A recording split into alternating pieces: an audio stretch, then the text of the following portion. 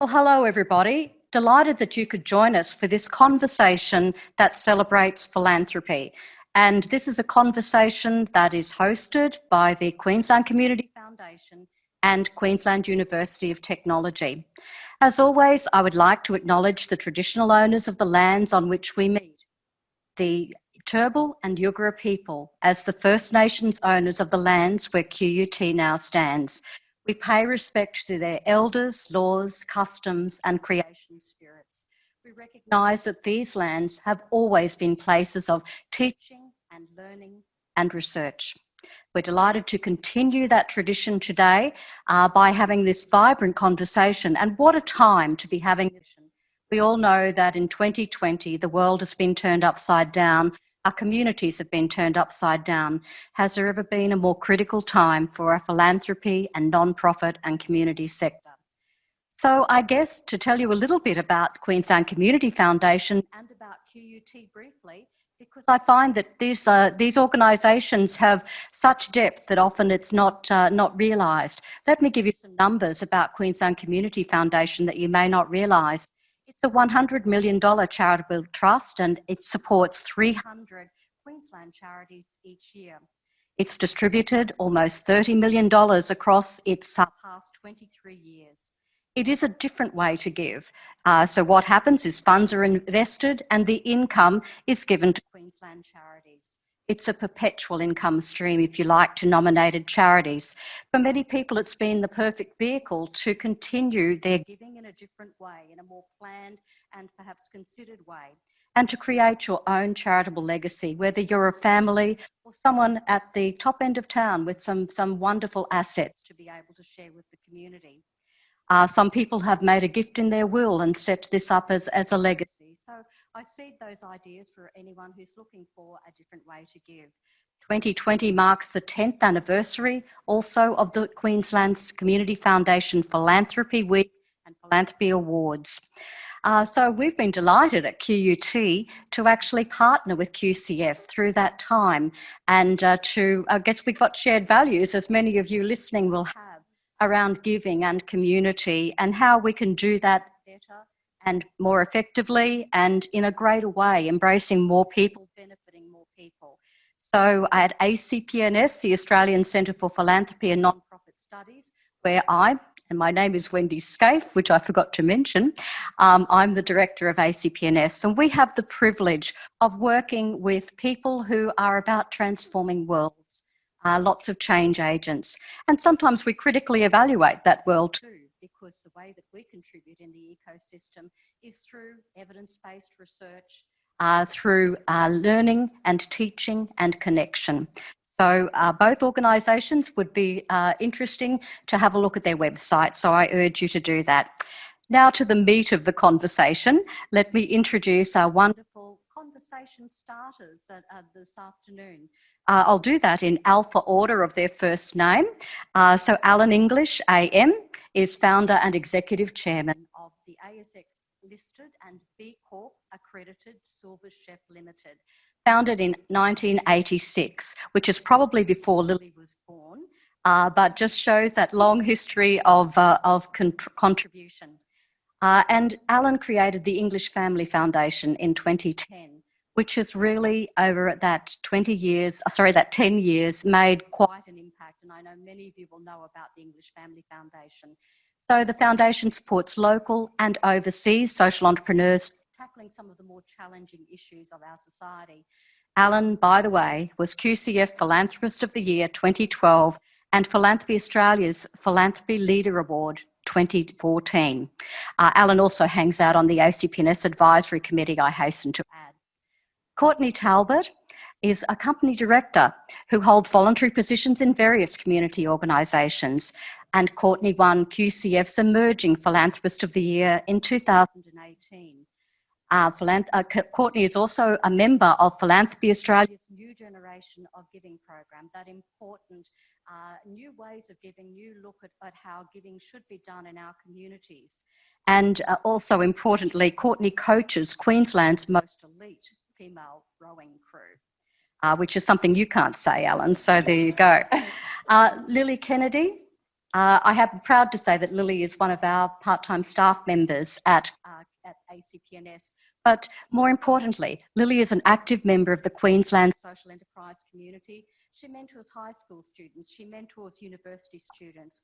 At her tender years, she's the immediate past president of the student group Enactus, which is all about community and organising to assist it. She works as a project officer with us at ACPNS and is in her other spare, more important time probably, third year of a Bachelor of Business International, majoring in public relations. And she hopes to take that communication background and work in international aid and development. Lily, amongst many honours, is a 2020 Australian Government New Colombo Plan Scholar, which is a very competitive scheme, and also Australian Youth Representative to the APEC Youth Declaration in 2019. And finally, coming in and beaming in from Sydney today, we welcome QT alumnus Wesley Enoch, who will be known to many. Wesley is the Artistic Director of the Sydney Festival. He's written and directed iconic Indigenous productions, and I mentioned the 7 Stages of Breathing and the Story of the Miracles at Cookie's Table as just 2. He's also directed productions of The Sapphires, Black Diggers, and a whole heap more, and very active in his community as well. So that's our talent for the session today, and we've got some interesting questions to put to them. So our first question, and this is why we have Lily here to make sure that I get the pages in order. So I guess I would just love to start by asking each one of you, and I may start with Courtney, about what you think of when you hear the word philanthropy. What does it mean to you? And why do you give, be that your time, your money, your talent, or your expertise? Courtney? I just want to start with, it really frustrates me in society in general when people associate philanthropy with needing to have money. I think that is the biggest misconception, and my belief is that philanthropy is about give, get, or do. What do you have to offer an organisation? So I think everyone has something to give to philanthropy. Very snappy. Give, get, or do. Love that. And I think that'll be resonating around with a lot of people. It's very empowering, and I think it recognises what the Australian spirit is about, Courtney. So why do you give? I give because I believe it's important to give back to the community, and I think it's very fulfilling personally. And when my father passed away, he left 30% of his estate to the community, and so it's important for me that his legacy continues on through the good that can come from that and the greater impact it can have in the community. Courtney, I think 30% of someone's estate is a stellar contribution, and I think also what a wonderful tribute to your dad, and a living tribute in a way of all of the difference that's been made with that money. So Wesley, can I turn to you and ask you, what do you think of? What does the word philanthropy mean to you, and why is it that you give? Literally, philanthropy means for the love of the people, which I really adore. And I grew up in a good Christian household. You don't get a name like Wesley James Enoch by accident. There's a strong kind of missionary background in terms of my Aboriginal family. And for me, I grew up always giving 10% of my income. And so as I've grown up, I just continue to give 10% of my income, no matter what size that is. And that often means, supporting artists through buying their art. And it's not necessarily about collecting, but about presenting and looking after artists along the way. And for me, I believe that you need to contribute to society to have society. And sure, taxes get you halfway there, but also that if you've got the capability to look after a society. I remember there's a Tibetan saying, which is, the best place to store your wealth is in the stomach of your neighbour. And so this idea of protecting and looking after neighbourhoods and communities through the act of giving. Wow, there's a few beautiful phrases there that, again, I think might resonate with us. The best way to have a society is to contribute to it. And the stomach of our neighbour, wow, that's a lovely word picture. Thank you, Wesley. And it is a beautiful biblical name that you have as well. Yes. So may I turn to Lily? Lily, what does the word philanthropy mean to you, apart from your workplace? How is it that you give? Why do you give? So I suppose for me, philanthropy is about giving back. And I see that I've got to where I am through others giving to me, whether that's their time, their money, their faith in my skills. So for me, it's about being able to do that for other people and help them to advance their personal, professional, any of those kind of goals. Thanks, Lily. And it's nice to have a younger voice on our panel as well, as well as the older ones. So, Allan, you're the anchor man here. You know the drill. What does philanthropy mean to you, and why is it to you? It's interesting. Philanthropy is obviously the love of humanity comes out. For many years, I had a hobby on a Wednesday night of going to philosophy school. Listen and learn from the wise men and women of the past. And if you tried to summarize what wisdom looked like, it was, to love and to be loved. And the other thing was to be a benefit to your fellow man. Mm-hmm. And so I thought, well, why can't I shape my life in alignment with those values? And which I've chosen to do. And it certainly makes me a better version of myself by being a benefit to others. So that's why I'm here. Allan, you mentioned that word values and philosophy. And I think that is something that each of us thinks about in our lives. What's our life? What's the meaning of our lives? So I think that you echo a lot of why people give there. And you also, I know, have advised us about, the power of values. And we have values in my workplace, and I'm sure many of you do as well, but it's lovely to articulate those.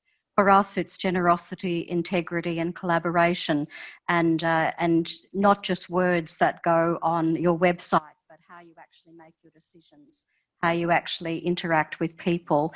I think, that philosophy can really permeate, and if you set down a goal and a value of generosity, you're kind of honor bound to live up to it. So anyway, I thank you for sharing that wisdom with us. I'm going to ask our panel now to reflect on the past 10 years of philanthropy. We have this decade milestone of 10 years of the Philanthropy Awards here in Queensland. And what a wonderful opportunity always with a milestone to look back and see, well, where have we come? What's been that path? What have we learned? And so I would ask our panel to just jump in on this question. And it doesn't matter if you talk over one another because it's what a conversation's about. So philanthropy in the not-for-profit sector, how has it changed in the past 10 years? Over to you. I think I haven't seen a lot of the past 10 years or noticed it particularly. But from what I have seen, I feel that it's become more inclusive of different ages, of different groups and of different causes. Do you think it's inclusive enough? I think there's room for growth. There's always room for growth and change. And I think the work you've been doing, Wendy, has been so important in that evidence-based learning and setting the philanthropic sector up for more of that, because it is a very much still unregulated sector, and so there is a lot of room for change and growth. And the way we do philanthropy in Australia is very different to other countries. But it is good that our history is growing and the richness and depth is certainly getting out there. Other views on the panel? I can see you took a breath in there, Allan, just as I did, beat you to it. Well, I think there's been a lot of changes in the last 10 years and some really encouraging ones. I mean, the need is still great, unfortunately, and the need will always be there. But what I'm seeing is that people are becoming more visual about giving now than what they were. Corporations, company culture of now having an aspect about giving is far more of an importance in the interviewing process when people are selecting which company they're going to work for. They want to have an organisation that has the values similar to what they hold. So that's becoming more different. I'm seeing the impact of social enterprise coming on board, because people have got a limited amount of budget about how much they can give. So you can sort of donate so much. But now we've got the choice. We can buy products for the same price as what you do from a competitor. But if you're buying a product that's aligned to a social good, you can make choices every day when you buy and consume products that's going to positively impact our communities. So having those options for participating in the social ripples of change, I think are really important.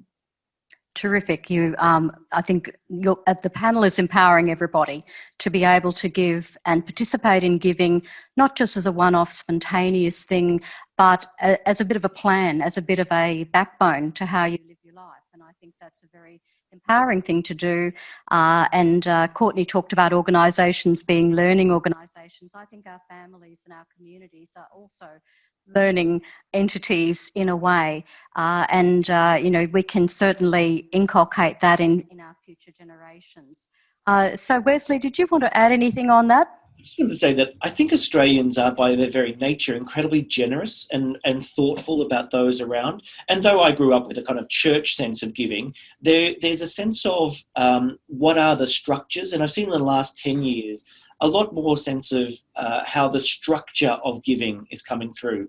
And this idea too of the intergenerational training about how to give and look after a society or a cause. And I've seen many families structure into the way they talk about their family giving as handing on to the next generation as well. Not necessarily about the wealth, but also about the idea of the purpose of giving, that it's not just about a self-aggrandizement through giving, but a sense of, in many ways, a quiet sense of giving. But taking Allan's point too, that what we need to do is very much, and I think the awards do that a lot, the QCF Awards, this notion of if we shine a light on it, it encourages more and more people to give, not just because you have the money, but because by giving, you actually build a society that is generous in heart and soul, and that those around you can benefit, especially those who are doing it a bit tougher.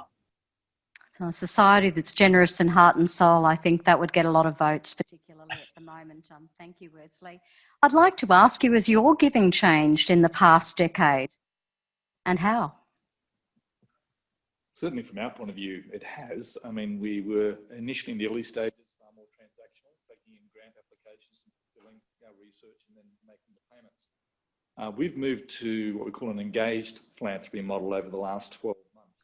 So as resources become tighter, we then say, well, how can we add value to the sector that's not just financial? So I've got a first-class CEO, Belinda Morrissey, who's highly skilled and to be able to use her skills. We call it impact broking.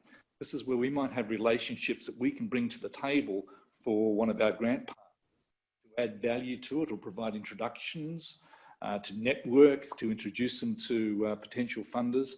So we can have a role where we're adding not only just a financial contribution, but also a meaningful relationship builder to help them become a more successful organisation.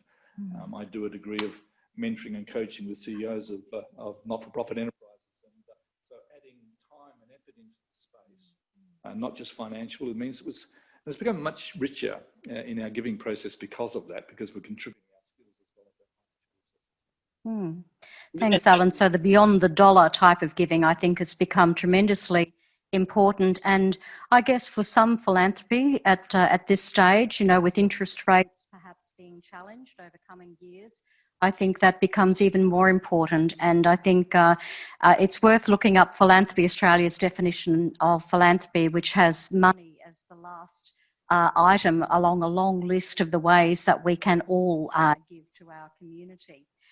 So others, has anyone else had some changes in their giving over the past 10 years?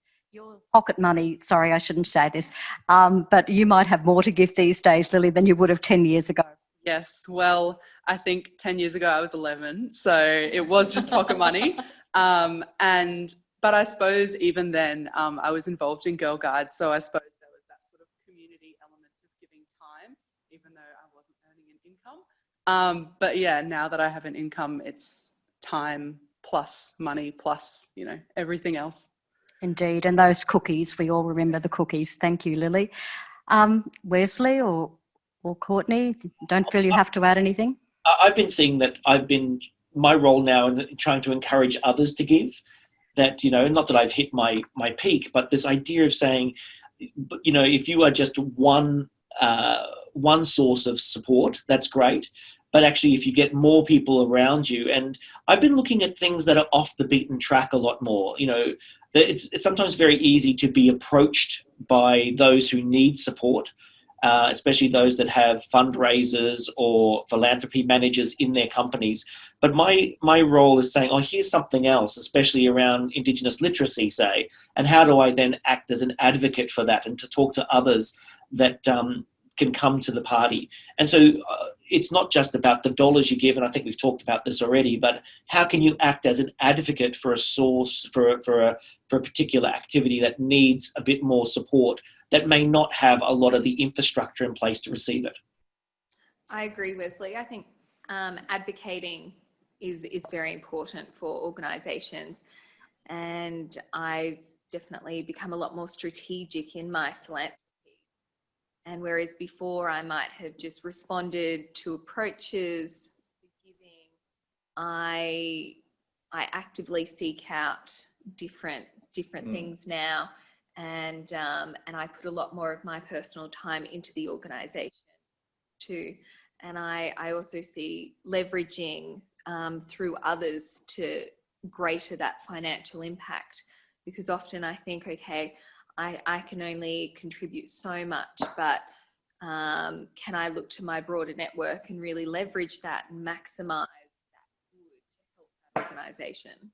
I think it's really good to use your networks. I mean, yeah. Particularly in the early days when I was getting the foundation up and running, I'd identify an area that I was interested in wanting to do some funding with. And then I would go to the people in that space, in the not-for-profit, the charity partners, and saying, you know, who's working really well in this area, you know, or some of the recipients of the need, and saying, who do you think is really clever, that's currently underfunded and needs some resources? Mm. As soon as I started hearing 2 or 3 times that same name pop up, then I would go and make the approach direct to the organisation to tap them on the shoulder, because there's some fabulous people doing wonderful work out there, but they're so bloody busy doing it. Got no time to be running profile ads out there to attract money. They're too busy in the trenches doing it. So just getting engagement and referrals from others really can make a difference. That's terrific. And I think it's one of the things that the Philanthropy Awards has tried to do, is to celebrate people who can embrace others in philanthropy, who may not have been touched by something in their life and may not know how enriching being part of your community can be. So I pay tribute to QCF for what they have done with that vision of the Philanthropy Awards, now celebrating its 10th anniversary. So I guess if I can again ask you to ponder a question that may be more difficult for Lily, but words of advice that you would give to your younger self as a philanthropist. Oh, my thing is just don't wait to start. You know, like actually start with something small. That every small amount, you know, like you know, the 1% pledge, which has been doing the rounds for the last, I don't know, let's call it a decade. You know, where you basically say 1% of your income go, and this notion that Courtney was talking about. You don't have to have lots of money to actually engage in philanthropy, and that don't wait to start when you've got enough money or you've paid off the house or, you know, the kids' schooling's all looked after, because you're actually teaching, in this case, your kids how to be part of a community. And I love Allan's point too, that actually you get a lot out of it too, that it's not just one directional, that by actually talking to these people who are engaged in the trenches, doing the hard work, you're learning more about society, more about yourself too, and your own values, and that you become a stronger person through having very in-depth relationships with a whole range of people. So giving $5 for cancer research, you understand a little bit more about cancer and what it means and where it can be. You become a more interesting person as well. How true, and I think we all, as humans, need to be something, a part of something larger than ourselves. I think that's it's a way to combat loneliness, and as you say, it's a way to actually know more about the community and be a part of it. So I guess more to a question now that Lily, you might be particularly well suited to answer. Our current generation, is it responding to philanthropy differently to how their parents might have responded? Yes, I've had a bit of a think about this question and spoken to some fellow givers of my age. And I suppose the big kind of trend we've noticed is that rather than setting, you know, each month I'm going to give $10 or $100, whatever it is, to this organisation, it's more of a collecting money over time and then providing those larger amounts to organisations as we see need. So for some people, that'll be collecting money based on a budget, as Wesley, you said, based on religious giving, or for some people, that's just a commitment that they make to their wage, or for some people, they might not have a budget, but they just see something and they want to give. But I think, yeah, it's really that less than being loyal to one organisation, they want to contribute to what feels right to them and where they're seeing impact at the time. Thanks, Lily. Other thoughts around our panel? Yeah, I really think the interesting thing about the change that's happening with the younger generation going through is I've got a great love affair with the Gen Ys and the millennials. I just think they've got a great heart. They really are connected, wanting to be authentic in themselves. They've got a very highly refined bullshit detector. They can spot marketing at 100 miles an hour. Right? So therefore, they're only seeking authenticity into their lives and into the relationship they have with who they give to. So they've got a compassion muscle that's really developed early, and it's because of the education and online material that's available to them. But I think that they don't want to be working 60 hours a week and not having a life. They want to be able to have a balance. But in that balance is this giving back and connecting with your community. So I'm very hopeful about the future space. I think in my generation, when I was growing up, it was very much like it's rich white people that gave money. You know, that's that sort of profile, and you didn't talk about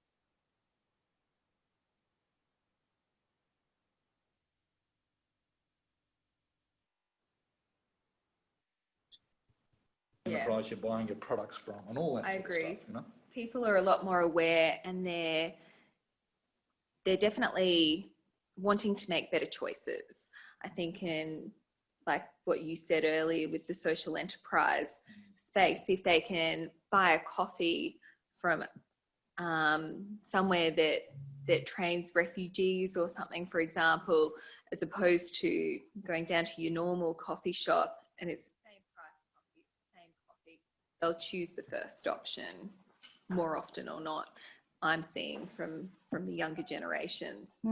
They're wanting to know that the small things can make a difference. But also they're willing to walk the talk. You know, it's not just kind of just naming it and saying, oh yeah, I believe in climate change. But they actually go, okay, what am I going to do in the minutiae of my daily life, as well as the big picture things? And taking Lily's point, this idea of, you know, collating money to make a big impact is there, but also the small things are also in everyone's lives, you know, and I love that we, in many ways, we've relied on the capitalist system for people to become wealthy to give, but actually now we're engaging in the world and using our power as consumers to also change the world. Correct. And, you know, touching on something that I think came through with what Lily was saying there, particularly that sense of planning giving, I think is so important. I know that in our research through the Giving Australia research that was funded by the federal government, Department of Community Services, we found this staggering fact that if people plan their giving, they give 6 times as much. Now, planned giving might be the fact that you are actually perhaps sponsoring a child. It might be at the other end of the scale that you've had an inheritance and you decide to set up a foundation in a very structured way to give away particular amounts for particular large issues that you would like to tackle, and all of the elements in between of what a family might do perhaps together. So I think that structured giving is one of the exciting things. And I have heard philanthropy described as, through my years in researching and talking to philanthropists, as still in its adolescence in Australia. But I think that we are reaching a lot more maturity, and I think education around grant making and a lot more openness that you've talked about there, that our young people are really, I think, pushing towards and naturally doing, is really making it easier for people to see how you can do this, how joyful it can be, how difficult as well, because to give away money well is a challenge. But I think that we are seeing some good elements coming.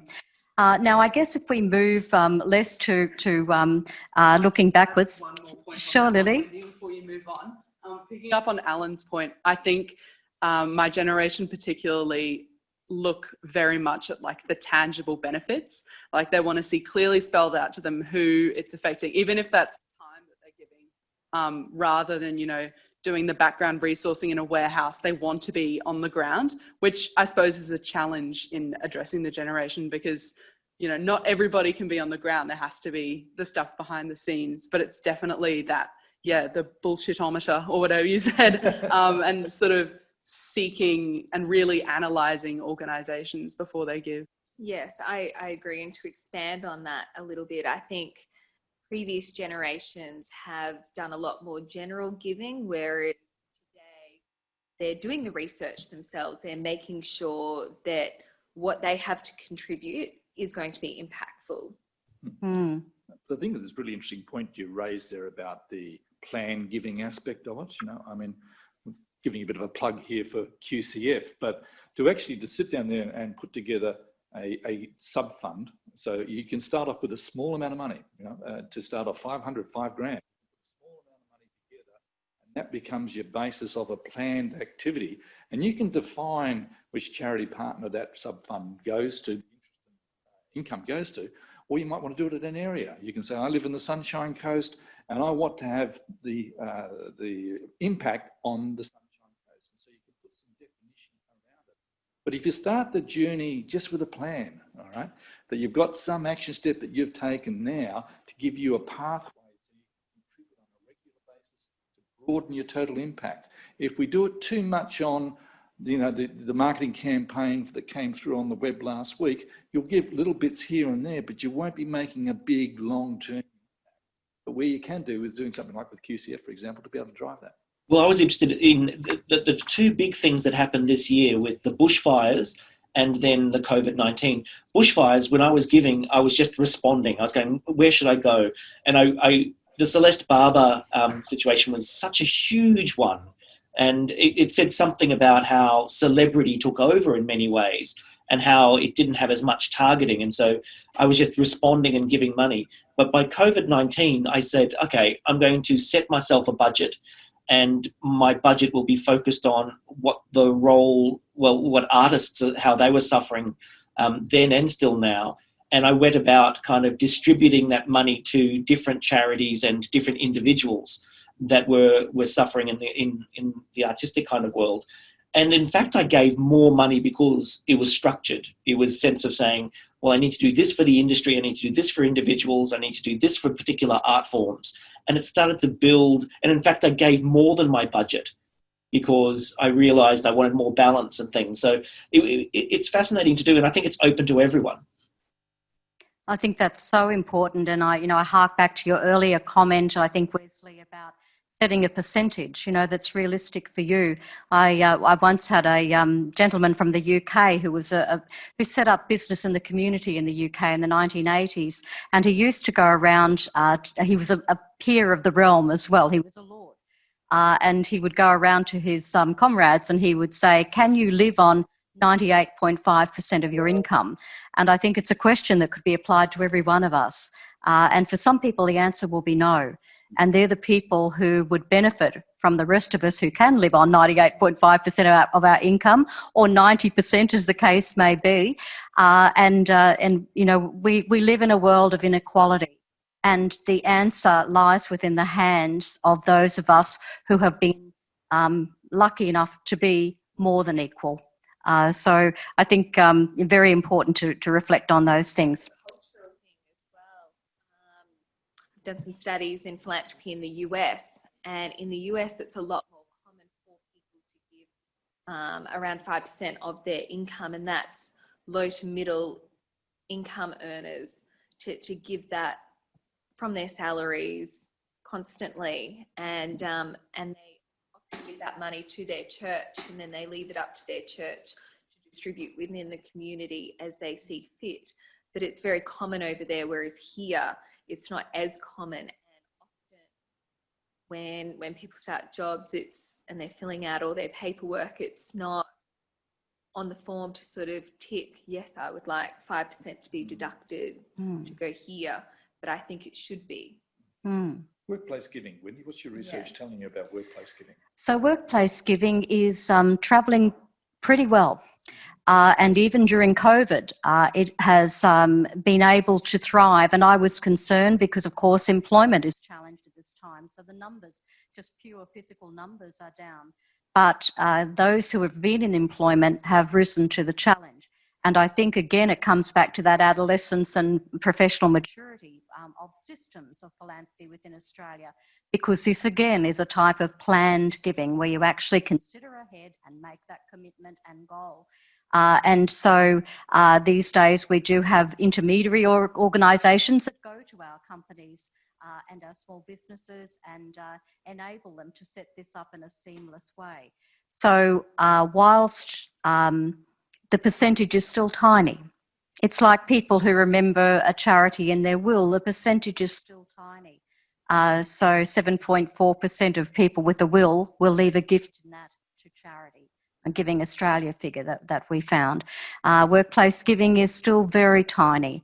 And as you say, Courtney, sometimes, organisations have tested the opting out, people sort of, giving the option to opt out, but for some that is too high pressure. And, there's a whole debate about that. For me, giving is asking people to consider something in a respectful way, recognising that not everybody will have the belief that giving is a good thing, and not everybody will have the ability to give. But to ask people to consider and give them the option, I think, is a very important thing to do.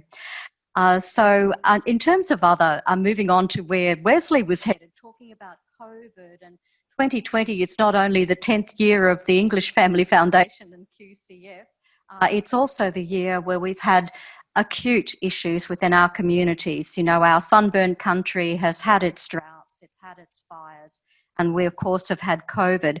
But what do you think, panel, is the role of philanthropy and nonprofit during crisis times? I've got this thing around government. Often, if you wait for government is a very slow responder.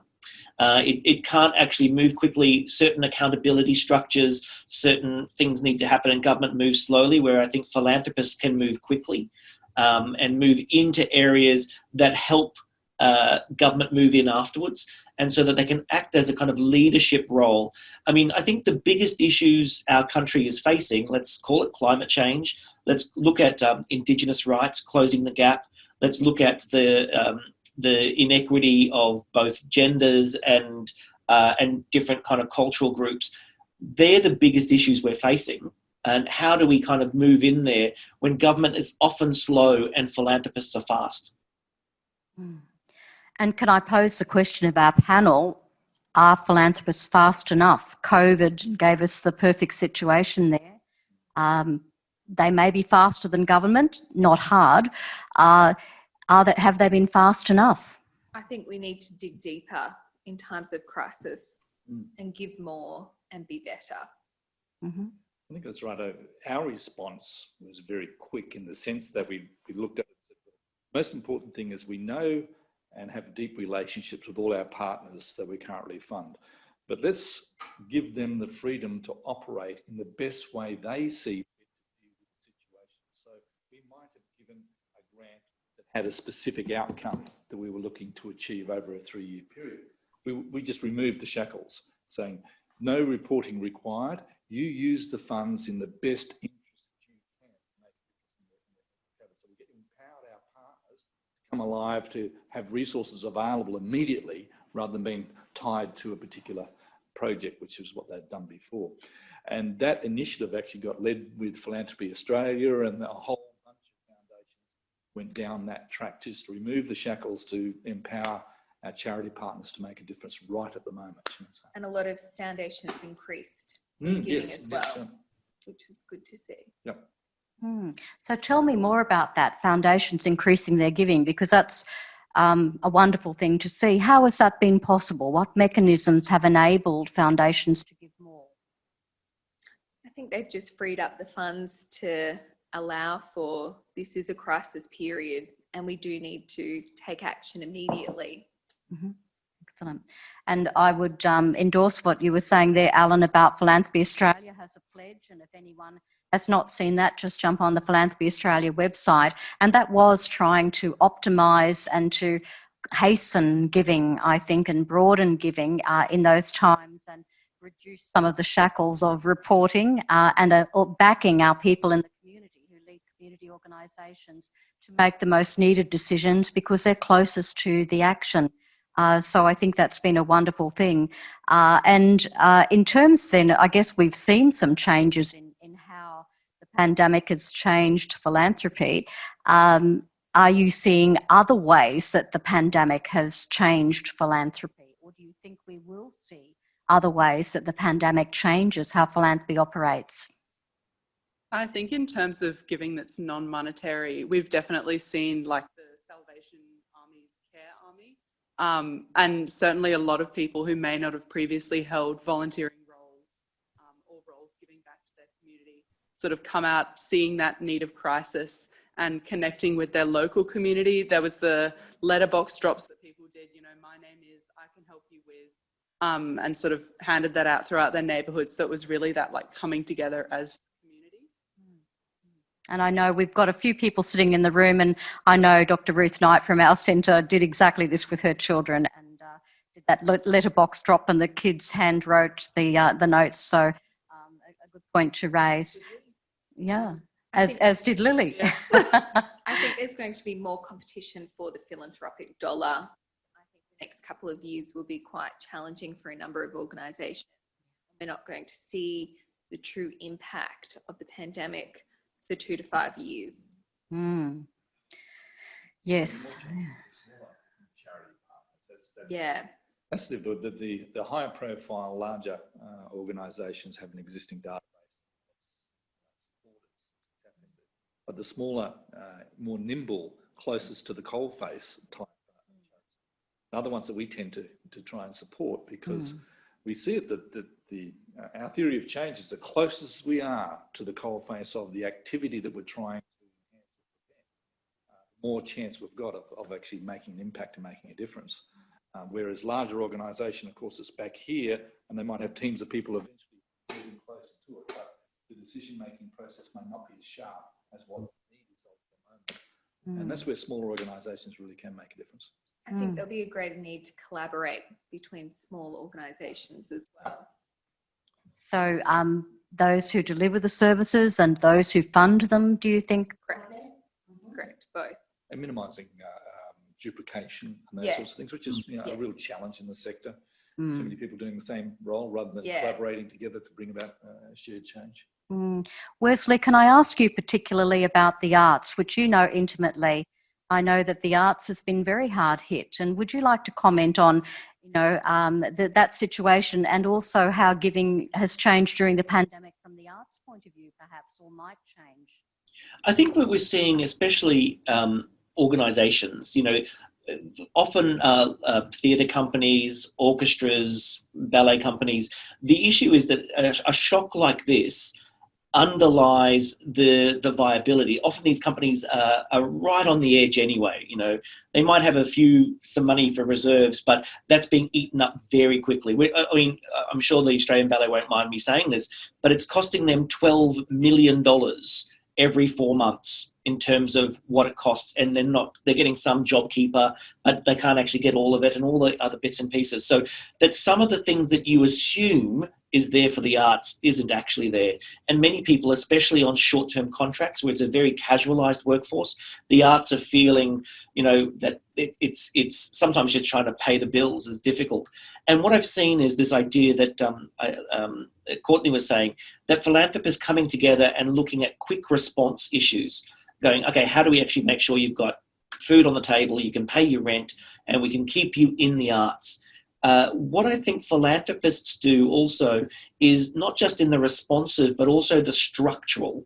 And often we rely on governments to do that, but to actually provide a kind of structural shifts and changes around how we support things. And especially in Aboriginal arts, I've found that, you know, a philanthropist coming in and making sure that they can look at digital sales points for Indigenous artists, suddenly they can keep their income going during this COVID period. So it's those kind of very structural things, not just about putting food on the table, but also about saying, how do we enable you to keep building and growing your income source? And the arts are tricky, because often in this country, we believe that the government is playing the role in funding, that we're supporting artists through taxes, and that there's a commercial sector as well. But in this time, all of the arts are closed down. And so we need people to keep knowing that we're there and we're ready to bounce back when the time comes. And I just want to have this one other conversation around Aboriginal issues. And I think the big thing for me is that a shock like this, and the pandemic is a shock, just identifies what the ongoing stresses are in people's lives. So the inequity in health, the inequity in employment, incarceration, the Black Lives Matter conversation, all of these are big issues, and the Closing the Gap changes have been pretty fundamental, because that's about on the ground changes, about people in communities having control over how things are happening. So for me, I think the big challenge for philanthropists is to add to that structural change, to work with local communities, as opposed to, as Allan was saying, maybe the bigger organisations, and kind of seek out the small organisations that will actually help change the lives of those people on the ground.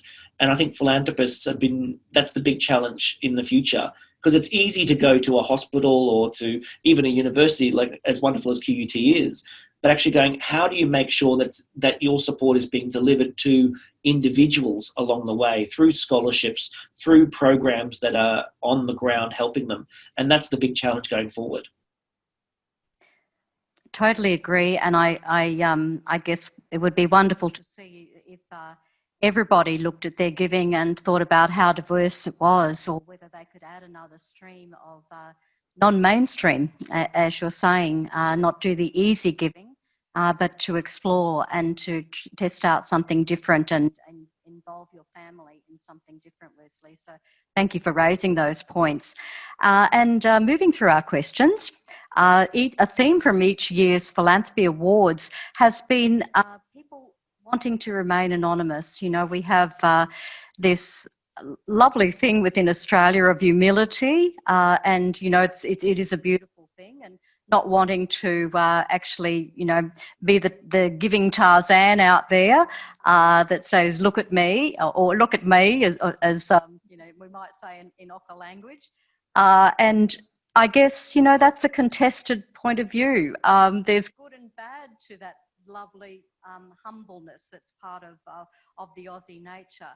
So I wanted to ask our panel, and Allan, you started to refer to this a little bit, you know, in how you're developing your philanthropy. Do you agree or disagree that people should or shouldn't talk about their giving, and why? And how do you think we might encourage others to share their stories? Well, as you say, it's an individual thing, isn't it? I mean, everybody's got their own belief structure about what they see as important. I made the deliberate decision to be public about giving because I wanted to encourage our society to be more giving and be able to share what the joys of giving is, and how you can play an active role in your life that becomes a better version of you. And that ability is just a joy, and a joy should be shared. And I respect those who choose not to be public about it. But the encouraging thing is that the more conversations we can have about our community, the more conversations we can have about giving, I think will make us a richer society. We have 40% of Australians who earn $1 million a year who don't give $1 to charity. I think that's a really sad thing. Appalling. But the reality is our society allows that to happen because we have a cultural element that says you don't have to talk about giving. That's good, because I don't have to give. Right? But if we had a society where we were proud of giving, we were proud of the changes we're making in our society, and we talked about it around dinner tables and barbecues, then those persons who are earning $1 million a year that weren't giving to charity perhaps might have a second thought. You know? So it's a cultural element that we as a country, I think, need to step into the space of saying, this is an important conversation we need to have to benefit our communities we need to be able to share our resources more effectively and be public about it. Mm-hmm. And thank you, Allan. The paid political announcement there being the tax data that ACPNS has been crunching since, Adam was a boy. And you can always find that on QUT ePrints or the ACPNS website. It is probably our most perennial piece and hard data around giving, how much we tell the tax office or prove to the tax office that we have actually given. So I would urge you to have a look at that to see figures like that 4 out of 10 of our high net worth individuals are not necessarily giving, and that's an opportunity to engage more people in giving. So thank you, Allan, there. But other views from our panel. Courtney, you had some views. I definitely started off being anonymous early on. It's not that I was embarrassed to give. I think I just at times felt as though I was just perceived as this, I guess, cash cow, and I was the answer to everyone's philanthropic problems. And I found it really challenging and really difficult, constantly being approached, and I wasn't sure how to have those conversations and what my strategies were in giving and what areas I wanted to focus in. And I guess as time has gone on, I put my money where my mouth is in the organisations that I'm very much associated and affiliated with. I don't remain anonymous with my giving anymore, because I do think it is important to encourage others to give. Courtney, could I commend you on the work that you do at the State Library? Oh, thank Would you. you like to tell everybody a little bit about the initiative that you created there? Sure. When I first joined the Queensland Library Foundation Council, I was quite young and very early on in my philanthropic career, and everyone else on the council, let's just say it was a mature council, and I struggled to find what my place was in the organisation and what did I have to contribute, and I certainly didn't feel like I had the connections to bring in large philanthropic gifts. So I thought, okay, I think I can leverage through my network a lot of small gifts. And so looking at my learnings from the Philanthropy Australian study trips that I had done, I'm like, okay, I sort of reworked one of the philanthropic models that was quite popular and to apply to the State Library. So I took the sort of 10 by 10 model and put it into the State Library's philanthropy context, in terms of we used 3 different State Library initiatives that we were doing. And instead of having a committee of 10 people, I just had myself, and trying to get 100 people to donate $100 to make that $10,000. And then everyone was invited along, and the 3 projects had 3 minutes to pitch, or 5 minutes to pitch on why their project should be funded. And it was a way to not only bring in smaller amounts of money to the organisation, but also to showcase the amazing diverse work that the State Library is doing in the community, that I really believe in, that I don't think the community understands and knows what they are doing out there. So it's been an amazing experience to progress that and grow it, and see the different projects that have been funded and the different outcomes that we could never have hoped for, like the State Library winning a national award for reusing an old technology in a new way, and the publicity that's come from that. It's been really, really fulfilling to be part of that. Excellent. And you've mentioned a few of the wonderful things that I guess we have seen in the past decade, things like the funding network. And Allan, I know that you brought that concept from the UK, one of the ways that you have grown giving enormously and engaged a lot more people at the $100 level. And I think that's tremendous, and 10 by 10. And of course, we're seeing collective giving, such as giving circles as well, which is, something we hope would see might might grow in the future. So we have just a few more questions before we tie up this lovely conversation. I guess that I would like to revisit this concept of diversity in giving. I think it is a challenge for us. There are many communities that give in different ways, but we don't always see those faces around philanthropy. We don't always engage them in philanthropy. So I'd like your views on that. How do we, as Queensland, as this is a Queensland Community Foundation chat, let's take Queensland. So how do we support all Queenslanders and celebrate all Queensland giving from all cultures?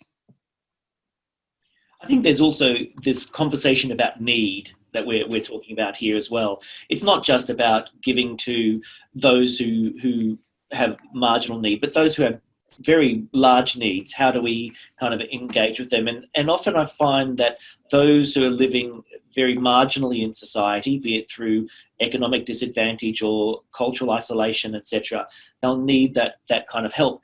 But as we dig around, we start to realise that those communities are often looking after themselves as well. You know, that there's how do you support the person who's going on to a university to study? And you'll find that a whole family is getting behind them, not just financially, but also, you know, to give them the moral support and to support them through that in a very kind of their emotional needs, etc. So I think there is already giving in communities. It just may not be financial. And how do we go as those communities strengthen, as we start to see, especially in the Aboriginal communities, more of us have gone on to have an education and to earn money, and how there's an obligation to give back to communities, how that's done in a very powerful way. And it's really about inviting people into the discussion with you. And I think Allan said this before. How do we invite more people of different cultural backgrounds who have a real sense of community? How do you engage with them in the conversation to give at whatever amount they can? And there's going back to this idea of what are the biggest issues that our country's facing. They're often being faced more directly by those who don't have the economic background to deal with these kind of shocks and stresses. And so how do we look after those most vulnerable in our communities? And it's often those people that need to be involved in the conversation. So it's not just, as you know, coming from an Aboriginal perspective, the kind of modern missionary who comes with a kind of paternalism to deliver funds, but actually saying, what is it that you need in your view of your culture and how you kind of develop along the way? And only through discussion and debate can you know that. And so we need to have these people, these faces around those tables to help. I think that's excellent, and I'm always conscious of, you know, some of the values that we can learn from our Indigenous communities about reciprocity and responsibility that really just infuse all of our giving. So thank you for those thoughts, Wesley. Other thoughts from our panel?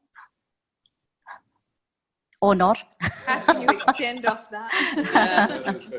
Yeah. But I agree. I mean, fundamentally, conversations. Yeah, having those conversations about what you see in the world that impacts you. I often refer to it as being the pebble in your shoe. What is it that makes you feel uncomfortable about life that you think should be changed? What is that one thing that you could be walking past the homeless guy on the way home from work? It could be domestic violence. It could be something that just irks you and says that shouldn't be. Well, do something about it. Have a conversation. Take an action step to engage with an organisation that's doing something about something you know, true to yourself, is really affecting you. And you want to see changes in the world. There's many, many opportunities that are out there. It's just identifying what works for you. What is the thing that you want to change in the world? And take an action step to bring about that change. And not to be intimidated by all the things you can't do, but actually go, this is the thing I can do. So it doesn't have to be, I'm going to change everything for everyone. I'm going to start here. And, you know, and I think that's the biggest thing that people go, I'm going to be so intimidated that I get this paralysis of integrity that I never even start. And you have to go, start small, start local. Yeah, I think, once again, everyone has capacity to do something, that give, get or do. If you can't give even small amounts, can you leverage, can you round up your group of friends to be able to increase that gift? Or what skills do you have? What can you do yourself within your community? Mhm. I think you raised some interesting points. In some ways, we are blessed to live in a society where the government provides for many of our disadvantaged, but in some ways that conversation is hijacked and we don't necessarily have the opportunity to know the depth of what's going on in our communities and to hear that need, as you say, Wesley, from those who are most in need. We're a bit kind of insulated from that. I think the average Australian very often in their suburban home.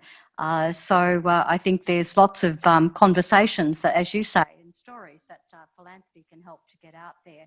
Now, I just have three more questions, and I'm greedy, so I'm going to ask all three. And we touched on this a little bit. How do we encourage growth in giving in Queensland and in Australia? We've agreed that it's needed, that it's a good thing. How do we make it grow? We need to lead by example. Mm-hmm.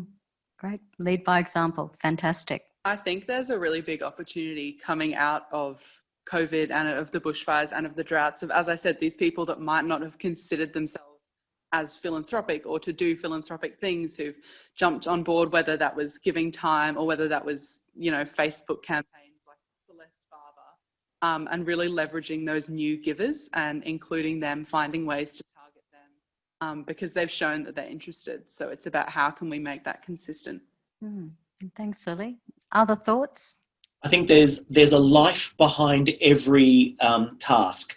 There's a human face, there's a human life. And that the idea that you understand their story and that you can assist them to tell their own story is the best thing ever. Because I think that once you understand the story of someone, then you actually are invested in their life.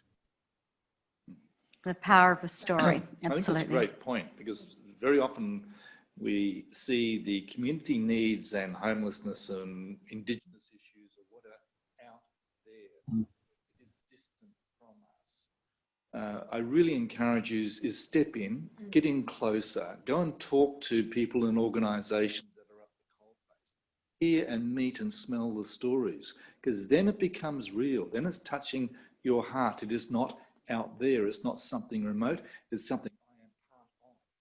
So you enjoy getting into the depth of what is truth, rather than just purely being the observer of life.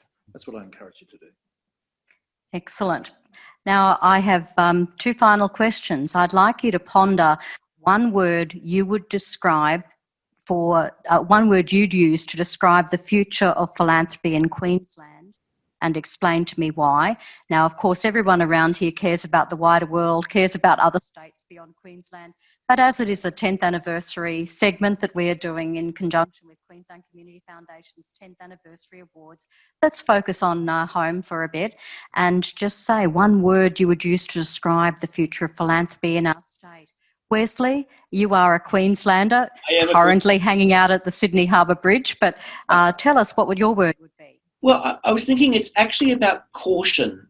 That there's a caution, and I go, and that's a valuable thing too. That Queenslanders often stand back and go, oh, do we go now? Do we go now? And I think that you don't want to throw caution to the wind, but you want to make sure that caution drives your action, that it doesn't stop you. So I think it is very, very valuable to be cautious and to be thoughtful, but not to stop you from doing things. And I think Queensland has to kind of lift more. The words from the Desiderata just junk into my mind. Exercise caution in your business affairs, for the world is full of trickery, but let this not blind you to what virtue there is. Everywhere, something about there's heroes, I forget the rest.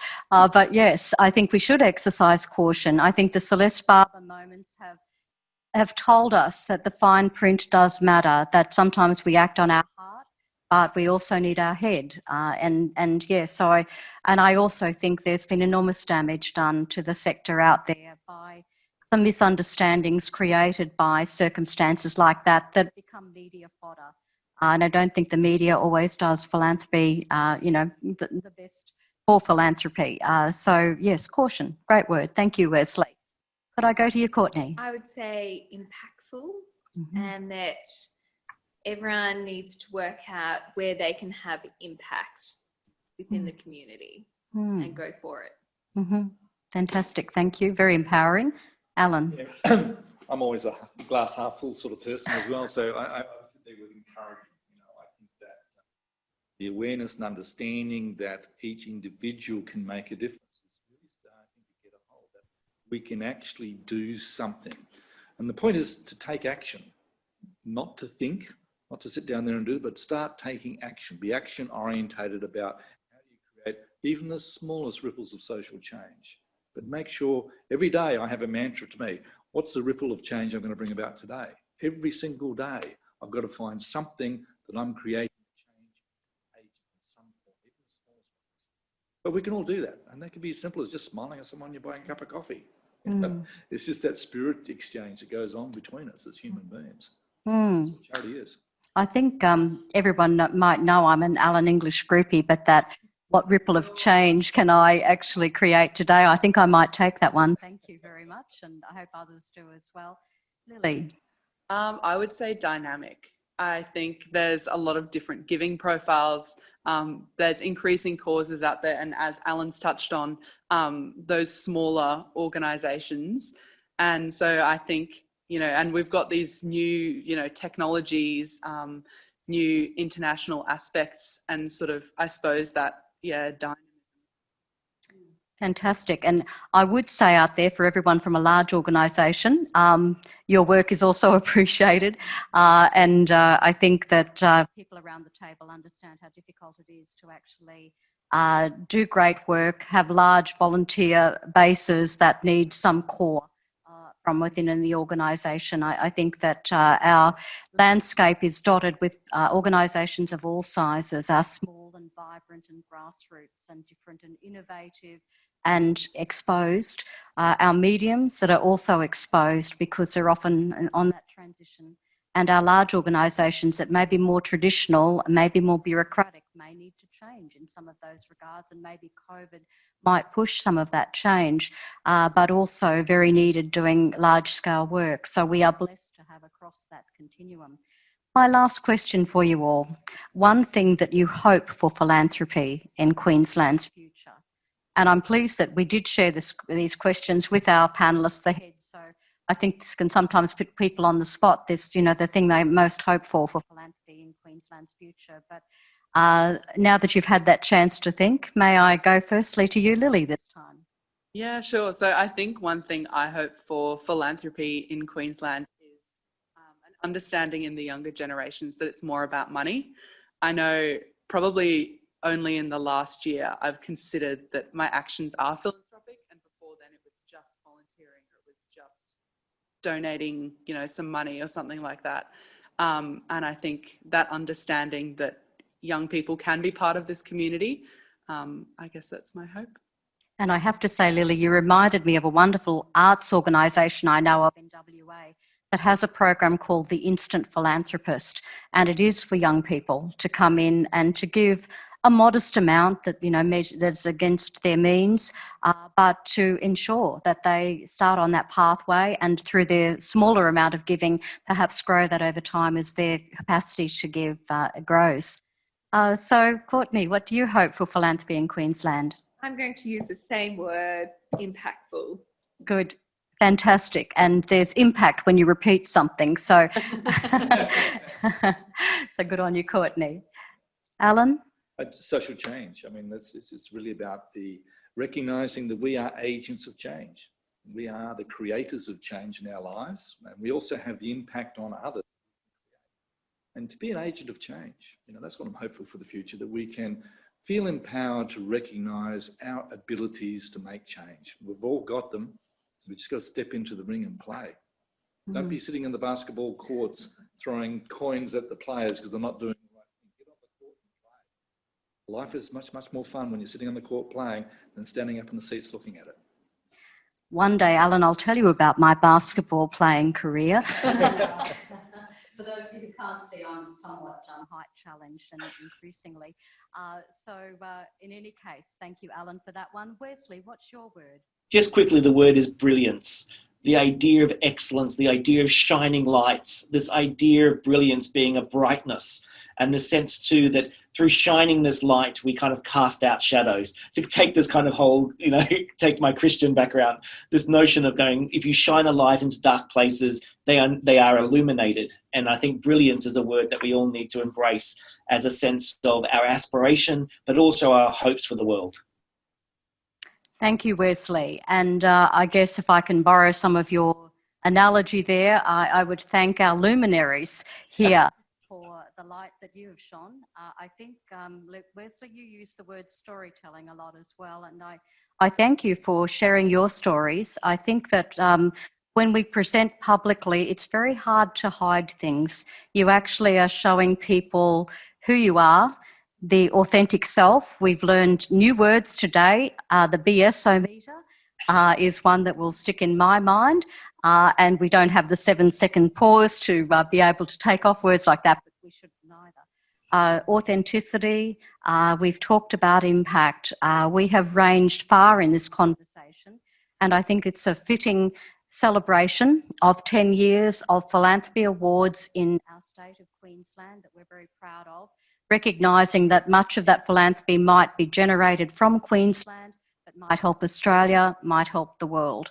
And so Queenslanders have a long shadow that they cast in a good way, not a bad shadow, across the world. And I think that's tremendous that we've been able to celebrate this in a concrete way.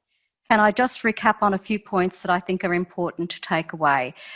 We've talked about planning giving.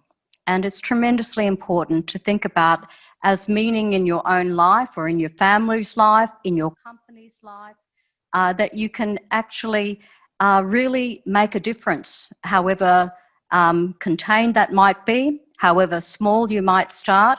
The important thing is to take action now, to think about the ripple that you can create of social change. And to be a social agent, you don't need any particular professional background. I would hasten to add there are great courses at the Australian Centre for Philanthropy and Nonprofit Studies for those who are wanting to find out more and to do that in a more concentrated way.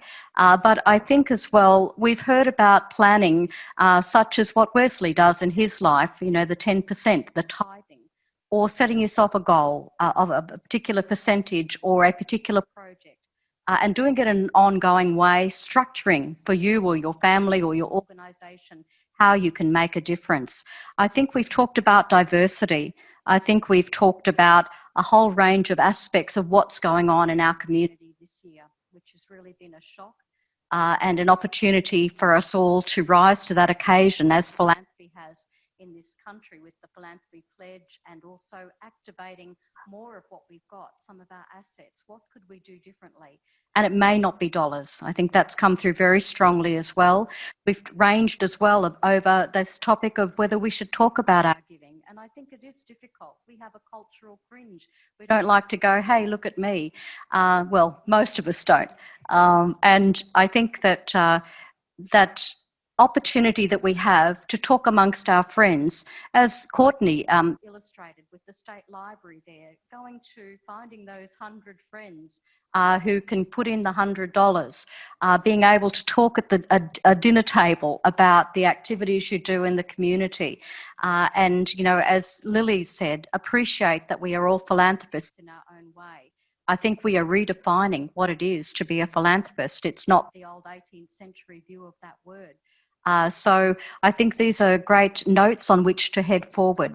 I would just, in thanking our speakers, just commend you all for what you do in your community and what you inspire. You certainly have become part of ACPNS today, if you weren't already before, by showing your generosity, your integrity and your collaboration. I would pay tribute to Queensland Community Foundation for what it has done for the past 23 years for our state.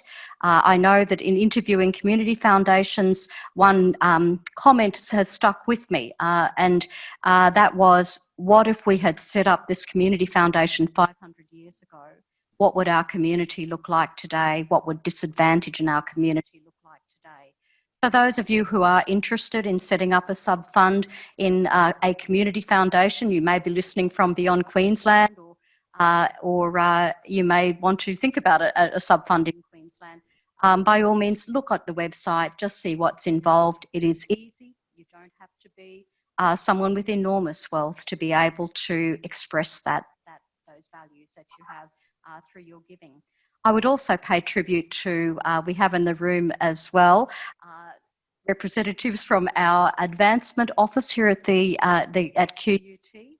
And Margot, you've been a staunch supporter of what QCF does and of the awards, and I think that's a tremendous honour to be able to be part of that. And I think that QUT is a university for the real world. We know the real world's got issues, and that's what we're about, trying to address those issues in pragmatic ways and bringing people behind those issues. So from ACPNS, from QUT, from QCF, I wish you all joy in your giving. I wish that you expand your giving in ways that we've talked about today. And I say happy 10th anniversary QCF Philanthropy Week, or in this case, months, as it's been expanded to cover the fact that we really need more in our community at this time, and 1 week was not going to cut it. So Wesley from Sydney, thank you very much for the perspectives you've brought. Courtney and Allan and Lily, thank you for being part of this today.